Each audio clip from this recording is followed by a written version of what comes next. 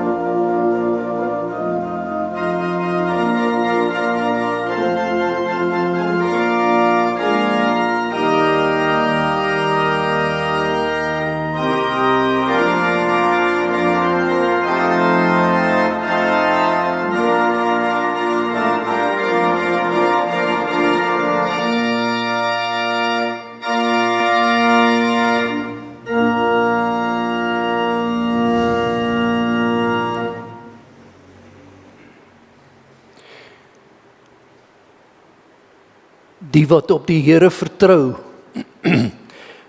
is soos die Sionsberg. Die Sionsberg wat nie wankel nie en altyd vas bly staan. Soos die berge Jerusalem aan alle kante beskerm, so beskerm die Here sy volk, sy kind, vir u, nou en vir altyd. En daarom, geliefdes, genade, barmhartigheid en vrede van God ons Vader, Christus Jesus, onze Here, in die troostvolle teenwoordigheid van die Heilige Gees. Amen. Kom ons staan en ons loof die Here. Psalm 116, die tussenberuiming, strofe 1, 7, 9. Daarna bly ons staan, doen ons belydenis van ons geloof en voor ons gaan sit, skrifberuiming 12, 3, 1 en 2.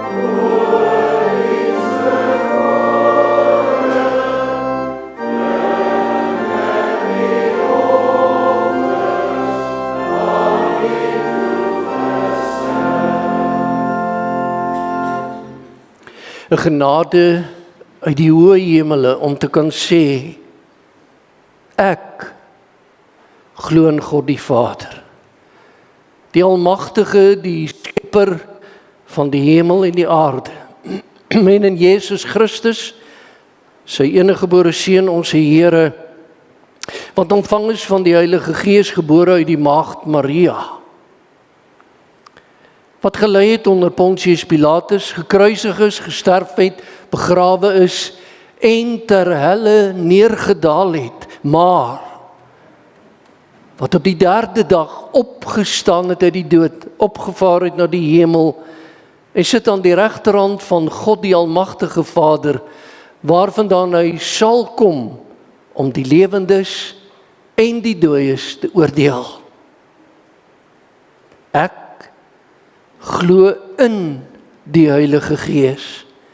Ek glo aan 'n heilige, algemene, Christelike gemeenskap van die heiliges, die vergewing van sondes, die opstanding van die liggaam en 'n ewige lewe.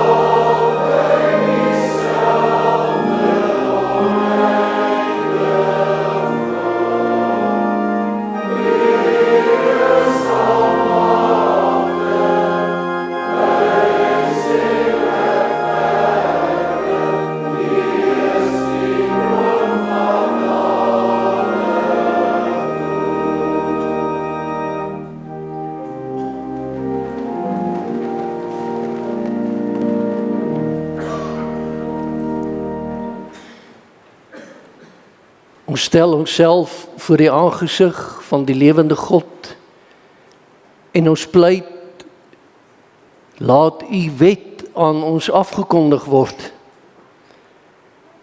En dit gebeur dan deur 'n nietig dienskneg, die woorde van Eksodus 20, en daarna Psalm 111, die kleuteromdigting, strofe 1, 2 en 4, waarna ons saam bid. Toe het God al hierdie woorde gespreek. Ek is die Here jou God, wat jou uit Egipte land, uit die plek van slawerny uitgelei het. Jy mag naas my nie ander gode hê nie. Jy mag nie vir jou 'n gesneede beeld maak nie. Enige afbeelding van wat in die hemelruim daarbo, of op die aarde hieronder, of in die water onder die aarde is nie. Jy mag nie voor hulle in aanbidding buig nie. En jy mag hulle nie dien nie. Want ek, die Here jou God, is 'n besitlike God, wat die kinders laat boet vir die sondeskuld van hulle ouers, selfs die 3de en 4de geslag van hulle wat my verwerp. Maar troue liefde bewys aan duisende, aan hulle wat my liefhet en my gebooie nakom. Jy mag die naam van die Here jou God nie misbruik nie, want die Here sal elkeen wat sy naam misbruik nie ongestraf laat bly nie. Gedenk die Sabbatdag, dat jy dit heilig hou.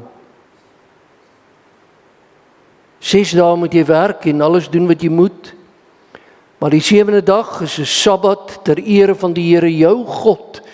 Jy mag geen werk dan doen nie, nie jy, jou seun, jou dogter, jou slaaf, jou slavin, jou diere, en selfs die vreemdeling wat by jou is nie, want in 6 dae die Here die hemel en die aarde en die see gemaak en alles wat daarin is. Maar op die 7de dag het hy gerus. Daarom het die Here die Sabbatdag geseën en dit geheilig.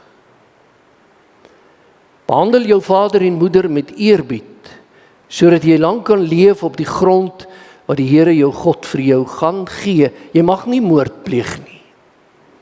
Jy mag nie egbreek pleeg nie, jy mag nie steel nie, jy mag nie vals getuig teen jou naaste nie, jy mag nie jou naaste se huis begeer nie, jy mag nie jou naaste se vrou begeer nie, ook nie sy slawe en slavinne, sy beeste, sy donkies, of enige iets wat aan jou naaste behoort nie.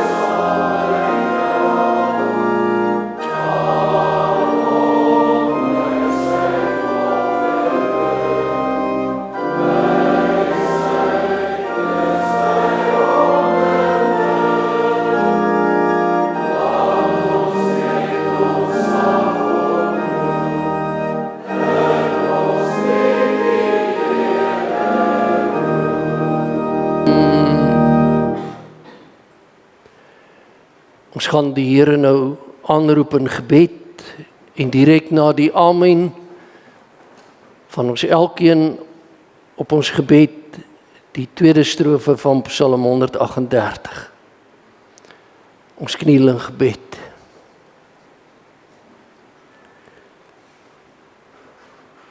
Vader in die hemel, dis met ontzag dat ons U noem. Skepper van hemel en aarde, in die grootheid en krag en majesteit ongekend, alomteenwoordig, elke sekond van ons dag en lewe, alomteenwoordig hier by ons en by elke erediens waar gemeentes U aanroep in waarheid, en ons Here Jesus Christus as koning erken en onder leiding van die Heilige Gees aanbid. So wil ons dit doen. As ons saam is in U woning, net soos U naam is, Grote Koning. Ons verheug ons in U, om Christus Jesus ontwil. Amen.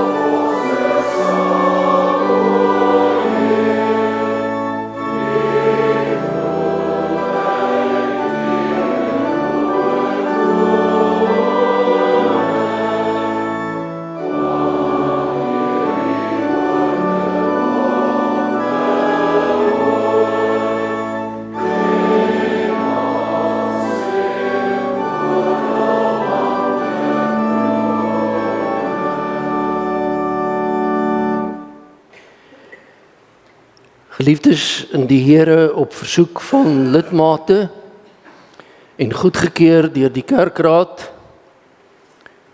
is die woordbediening vanoggend dieselfde as wat op 28 Desember verlede jaar van hierdie preekstoel afgeklink het. Ek herhaal die preek graag met die gebed dat dit ons elkeen in die hart sal aanraak. Die Here aan die woord in en deur Romeine 14. En ek lees aan u voor en ons luister na die Here uit die 2020 vertaling. Vers 17 en 18 is die fokusverse en mag die Here dit in die prediking in ons hart neersit.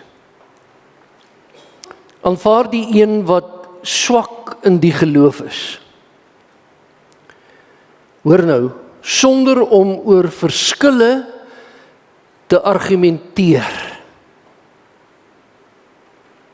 Want die een glo dat 'n mens alles mag eet, maar die ander een wat swak in die geloof is, eet net groente. Die een wat eet, moenie neersien op die een wat nie eet nie. En die een wat nie eet nie, moet nie die een wat wel eet veroordeel nie. Want God het hom of haar aanvaar. Wie is jy om oor iemand anders se huisbediende te oordeel? Is dit nie koslik?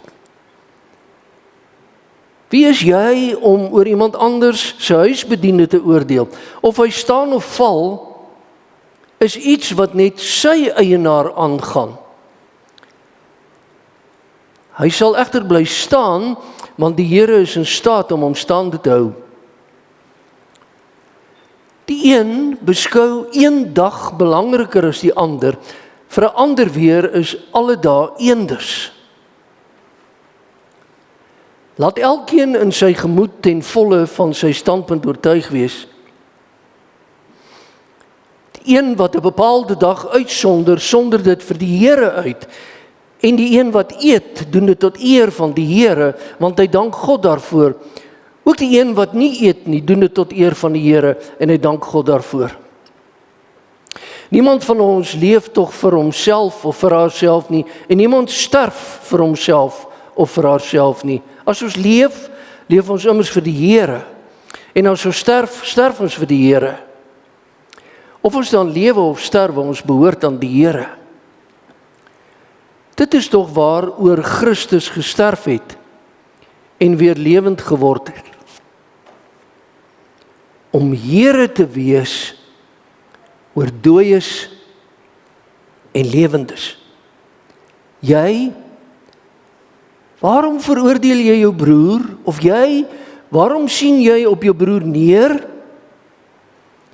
Ons gaan tog almal voor God se regterstoel verskyn, want daar staan geskryf, so seker as wat ek leef, sê die Here, vir my sal elke knie buig en elke tong sal my as God bely.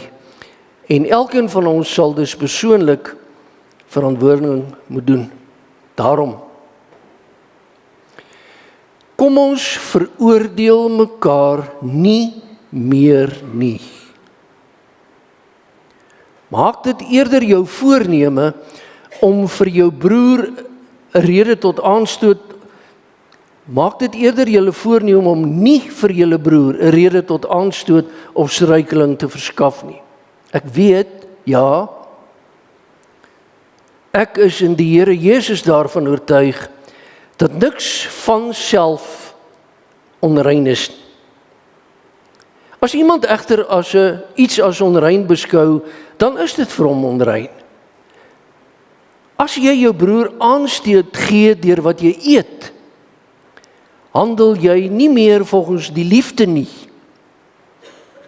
Moenie deur wat jy eet iemand vir wie Jesus Christus gesterf het te gronde laat gaan nie. Moenie toelaat dat die goeie wat daar by julle is 'n slegte naam kry nie. Die koninkryk van God, hier is die teks, is tog nie 'n saak van kos en drank nie, maar van geregtigheid en vrede en blydskap in die Heilige Gees. Wie Christus op hierdie manier dien, is aanneemlik vir God en aanvaarbaar by die mense. Kom ons streef dan na die dinge wat die onderlinge vrede en mekaar se opbou bevorder. Moenie ter wille van kos die werk van God tot niet maak nie. Alles is rein, maar dit is verkeerd om aanstoot te gee deur wat jy eet. Dit is goed om nie vleis te eet of wyn te drink of enige iets te doen wat jou broer laat struikel nie. Hou vas aan die oortuiging wat jy by jouself voor God het. Gelukkig is hy wat homself nie veroordeel oor wat hy as toelaatbaar beskou nie. Hy wat egter twyfel wanneer hy eet, staan al klaar veroordeel, omdat hy dit nie uit geloofsoortuiging doen nie. Alles wat jy nie uit geloofsoortuiging doen nie, is sonde. Tot daar die Here se woord. Tekstema: die koninklike beginsels of prinsipes, as jy wil, van die koning teenoor die kwessies van sy onderdane.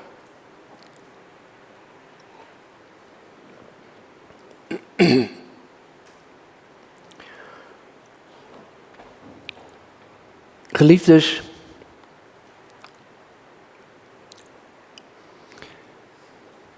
...365 lang dae van 2025 is verby. En dag 18 van 2026 is deel van ons lewe.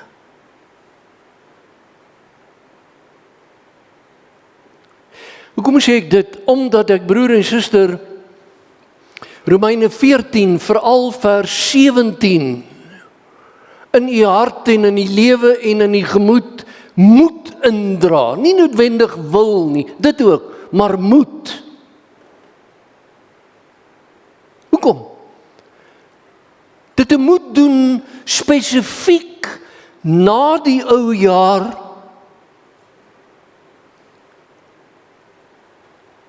en die nuwe jaar wat nog baie dae het.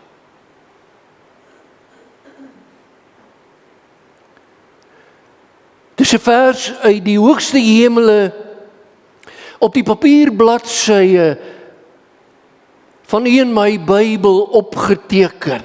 Die lewende God wat praat. Waaroor? Hy praat in Romeine 14 oor presies dit wat in sy koninkryk ononderhandelbaar is. Net dit. Ek kan nou amen sê.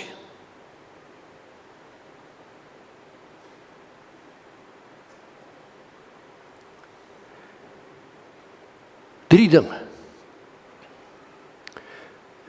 Drie sake. Sê die driemaal heilige God. Drie beginsels is in sy koninkryk ononderhandelbaar. Jy kan nie daaroor 'n vergadering hou nie. Jy kan nie hierdie beginsels met meerderheid van stem aanvaar of nie aanvaar. En dit is 1, geregtigheid, 2, vrede, en 3, blydskap in die Heilige Gees. Mag ek vra, was dit u en my fokus in 2025? Dink 'n bietjie.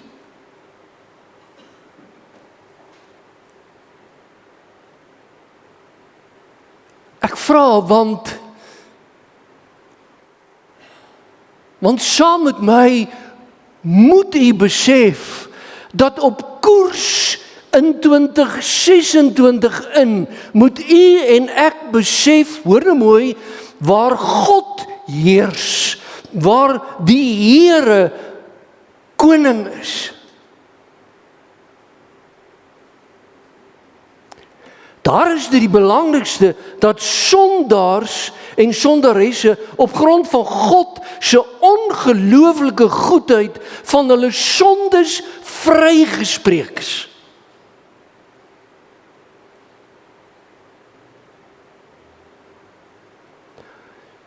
Het jy dit dwars deur 2025 onthou?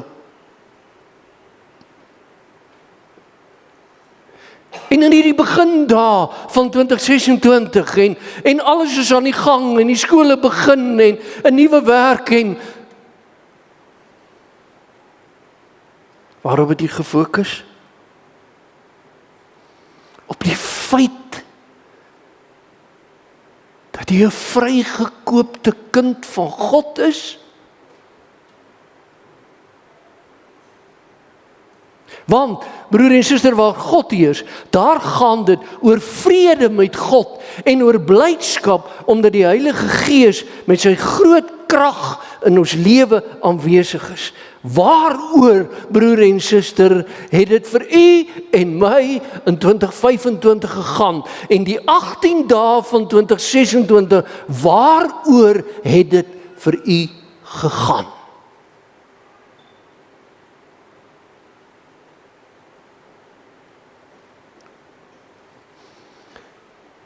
Wat is u fokus vir 2026?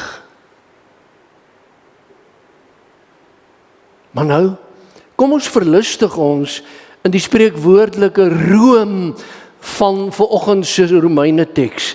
'n Romeine teks in die Romeine brief opgeskryf, broer en suster, waarin die hartklop van die evangelie hard en duidelik klop. En ek gaan myself motiveer. Die Romeine 1:17 vers is die vers waarin Luther sy soektog na 'n genadige God gevind het. Romeine 1:17 het aanleiding gegee tot die 16de eeuse reformatie. En een van die reformatore, Johannes Calvin, was deur die Romeine brief so aangespreek en hy was daardeur so aangegryp dat sy heel eerste kommentaar wat hy geskryf het, 'n dik boek, naas vele ander kommentare op Bybelboeke, was die brief van Paulus aan die Romeine.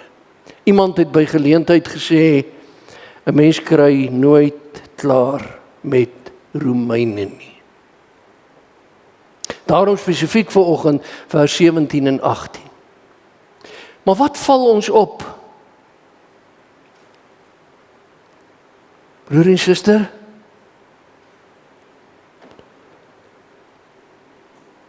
verdeeldheid is so oud soos die berg.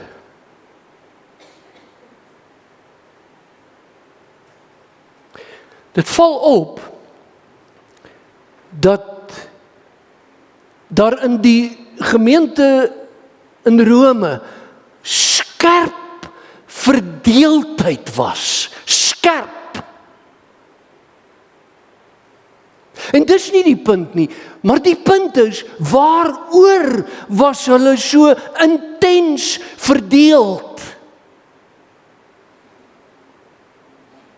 Broer en suster, was hulle verdeeld oor, is Jesus Christus die Seun van God, of is hy nie? Nee, dit lees ons nie. Waaroor was hulle verdeeld? Oor die viering van die Sabbat en ander Joodse feesdae. Daaroor het hulle ure vergadering gehou.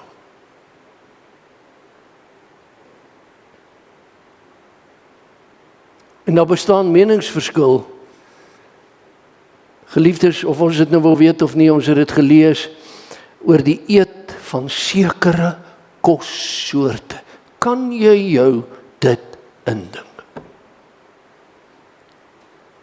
Dat 'n gemeente in Christus vrygekoop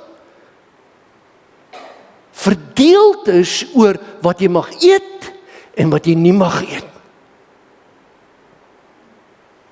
Kom ons sê dit in die konteks van vandag. Die gemeente in Rome het ure van hulle tyd spandeer op wat? Op minder belangrike sake.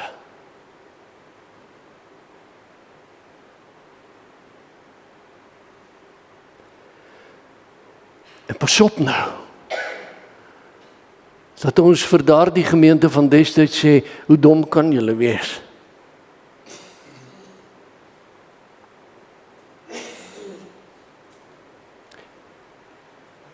Ek het laat verlede jaar gesê,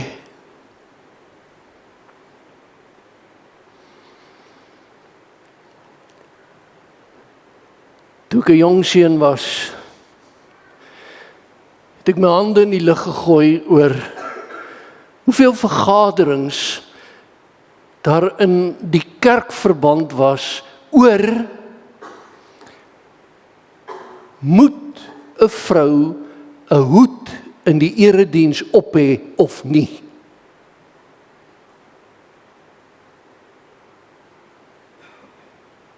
Die van u wat jonger is, vra 'n bietjie vir die ouers. Geliefdes in die Here, die Romeinse gemeente en ons in ons geskiedenis, moet ek u weer terugneem na hoeveel ure in kerkrade gespandeer is oor mag 'n vrou met 'n lang broekpak kerk toe kom.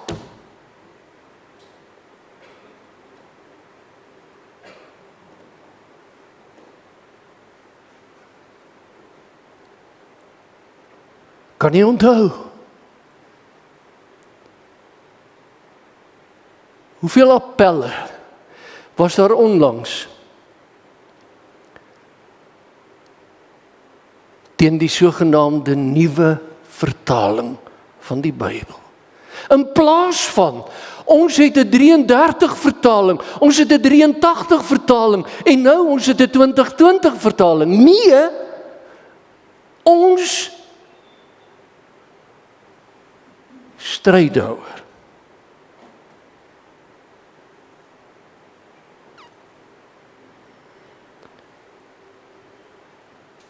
En die gemeente waarvoor Paulus skryf, nie essensiële sake soos mag jy vleis eet of mag jy nie vleis eet? Begryp jy die punt? En daarom sê Paulus, die koninkryk van God is nie 'n saak van eet en drink nie. Daarmee sê hy, die koninkryk van God is nie 'n saak van ons kwessies nie.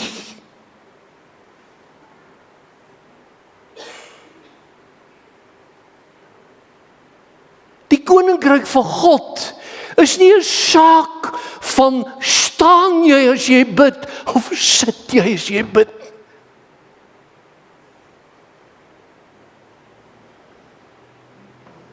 Dit is nie 'n saak van gebruik jy net die swart psalmboekie of net die groen psalmboekie.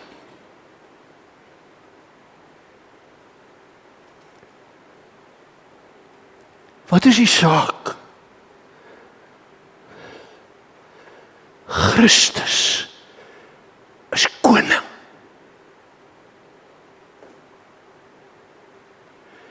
En as jy vleis eet,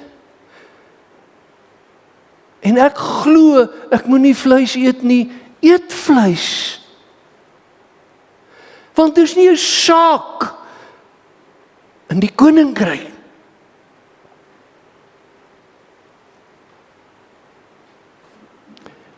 Wat het hierdie gemeente gedoen? Hulle het minder belangrike hooftemas in die kerk ingedra. Vandag nog, ek het dit pas vir u verduidelik. Soveel meer tragies. Kantlynsake word op die hoof speelveld van die geloof en kerkwees en gemeentewees ingedra. En broer en suster, op hierdie punt het ek verlede jaar gesê, ek is te bang om voorbeelde te noem, want dit kan ook weer 'n twis en 'n oneenigheid veroorsaak. Daarom volstaan ek met, dominee, dit moet so gedoen word. Want dominee, uit die gemeente waar ons kom, het ons dit so gedoen.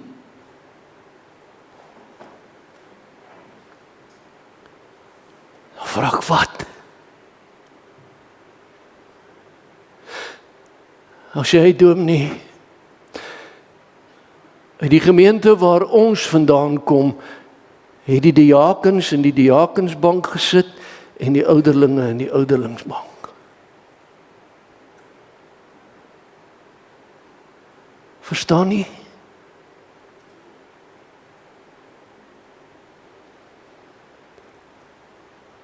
Dominee, dis verkeerd.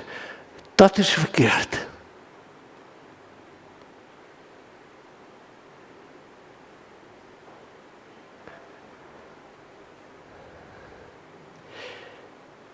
Die gemeente doen dit so, daarheen doen dit so. En meeste van die tyd is dit met verwysing na kantlynsake. Daarom sê professor Stefan Joubert, 'n teoloog uit die geleedere van die NG Kerk so mooi. Hy sê, hoe ingewikkeld het ons nie die evangelie van Christus gaan staan en maak nie. Ons stoei van vroeg tot laat oor sake wat nie in die hart van God se wil bestaan nie.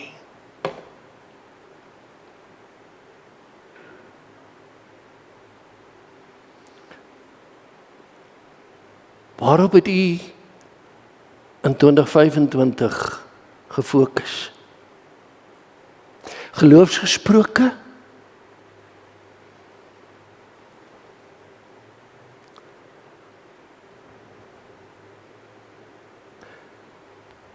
Wat was die eerste aantekening wat u op u skootrekenaar gemaak het om u te herinner vir die jaar? Mag ek in my eenvoud sê, was dit om u en my te herinner wanneer is dit voorbereiding en wanneer is dit nagmaal hierdie jaar? Of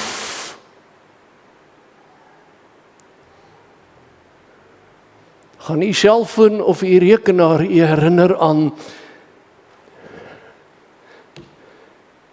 die deposito moet vir die wegbreek betaal word.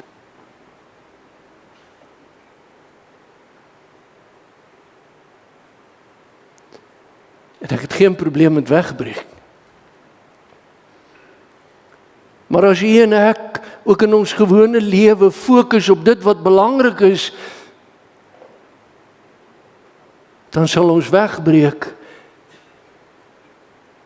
nie op die naweek wees wat die Here my wil voed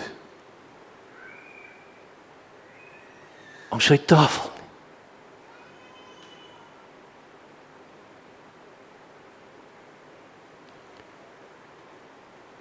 Die kateksasie begin vanoggend. Waarop fokus ons as ouers en grootouers?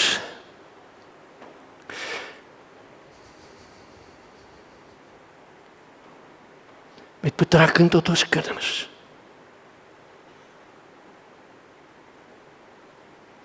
Wat is vir ons die belangrikste?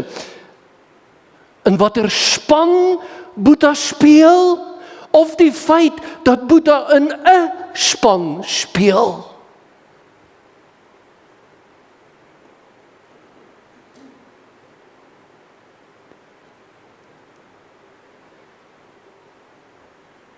Het jy en ek al ooit van 'n onderwyser gesê, my kind kan nie daardie dag speel nie?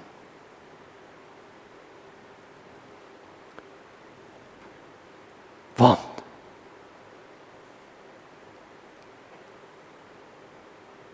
hoorie,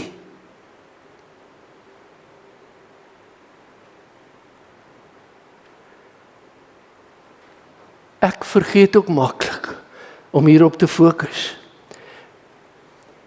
Die ondergeskikte dinge word ook in my lewe hoofsaak dinge, maar die 3 hoofsaak dinge van 'n mens se lewe as koninkryksmens is geregtigheid. Ons vertaal dit ook met gehoorsaamheid aan God. En kom ek sê dit, Here, 18 dae is verby, ek was al weer aan die ongehoorsaam. Want 'n klomp ander goed het my aandag geverg.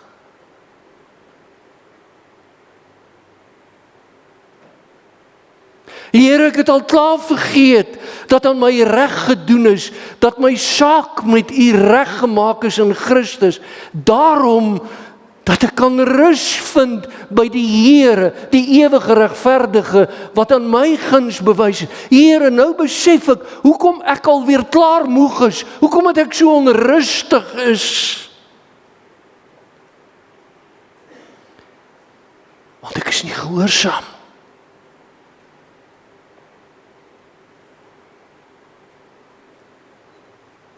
Here, daarom het ek nie vrede nie. Hoekom? Want ek staan omdat ek so besig is, nie in 'n harmonieuse verhouding met U, en daarom hoor mooi met 'n medebroer en suster nie.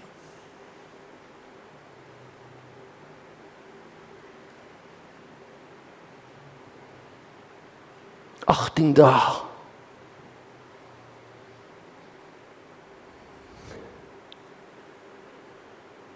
So min blydskap. Here, omdat ek nie vrede vind by U nie.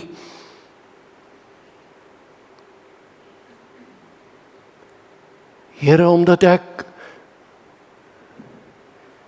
versuim het om te vra, rig my lewe,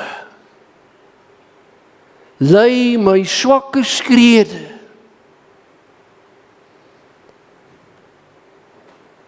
en maak my hart die woonplek van U Gees. Dis nie kantlyn sake nie, dis hoofsaak. Kom ons maak dit as gemeente ons voorneme om in 2026 te fokus op hoofsake.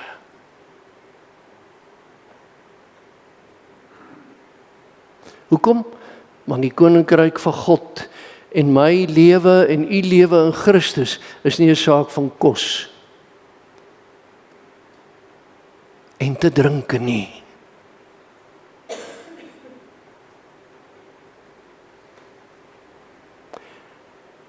Die broer of suster voor jou of langs jou dink dalk 'n bietjie anders oor sake.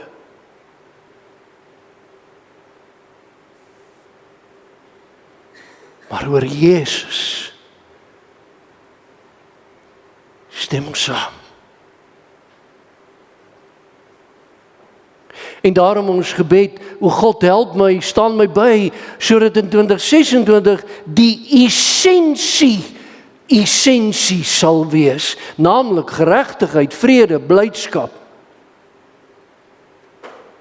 Laat dit in die sentrum van my lewe staan.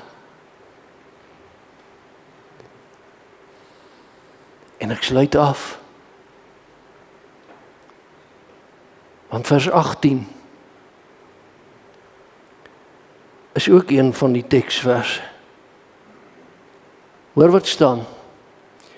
Wie Christus op hierdie manier dien, soos wat ek dit nou verduidelik het, is aanneemlik vir God en aanvaarbaar by die mense. Die een vertaling vertaal, geniet die goeie gesindheid van alle mense. Wie Christus op hierdie manier dien, is aanneemlik vir God en geniet die agting van die mense.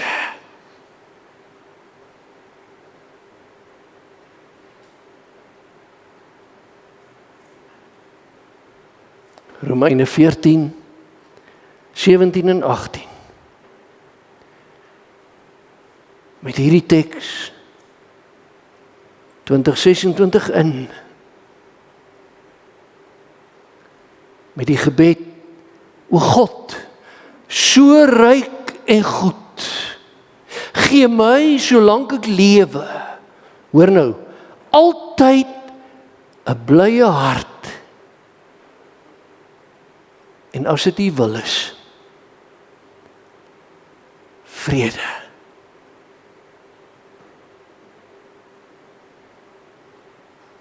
Mag ek weer vra, waarop het U besluit om in 2026 te fokus? Amen. Die gemeente se dankgebed, singend, Skrifberuiming 10:2. Kom ons dank die Here met hierdie modelgebed.